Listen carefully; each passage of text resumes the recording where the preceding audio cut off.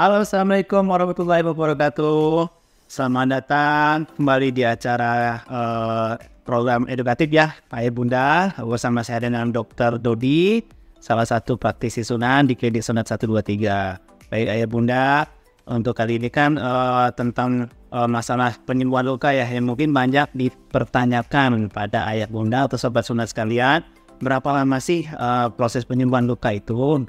Sebelumnya kita ketahui dulu ya Bunda, penyembuhan luka itu dia melewati 4 tahap.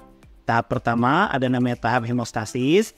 Tahap hemostasis itu merupakan tahap pembekuan darah, di mana ketika terjadinya luka, itu kan darah banyak yang keluar. Nah, kenapa bisa berhenti? Nah, itu udah ada mekanisme tubuh kita sendiri, di mana terjadi proses pembekuan luka, tujuannya agar tubuh tidak banyak kehilangan darah. Nah, itu tahap pertama. Terus yang tahap kedua. Tahap kedua ini terjadi proses inflamasi. Nah, proses inflamasi ini termasuk dalam proses peradangan, ya, di mana pembuluh darah di sekitar luka itu dia melebar, ya, tujuannya untuk membuat sel-sel darah segar dan juga sel darah putih dan juga nutrisi-nutrisi yang dibutuhkan untuk penyembuhan luka. Nah, makanya tidak heran pada orang yang lukanya meradang itu kadang kemerahan dan membengkak. Itu merupakan bagian dari proses penyembuhan luka.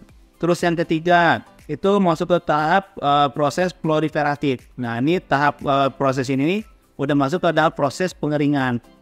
Jadi sudah terbentuk jaringan parut ya. Jadi lukanya udah mulai kering, udah mulai terbentuk seperti keropeng-keropeng seperti itu udah masuk ke tahap ketiga. Nah, tahap yang terakhir ini tahap penguatan. Nah, tahap penguatan ini di mana kulit yang udah terjadi proses proliferatif itu udah mulai menyatu, lengket, jadi lukanya tidak bakal terbuka kembali. Nah, itu merupakan tahap-tahap dari proses penyembuhan luka.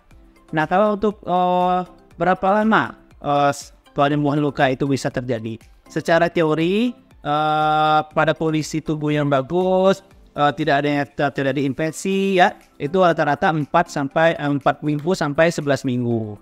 Untuk proses penyembuhan ini apa sendiri, ini tergantung dari setiap orang berbeda-beda, terutama pada proses penyembuhan luka pada sunat.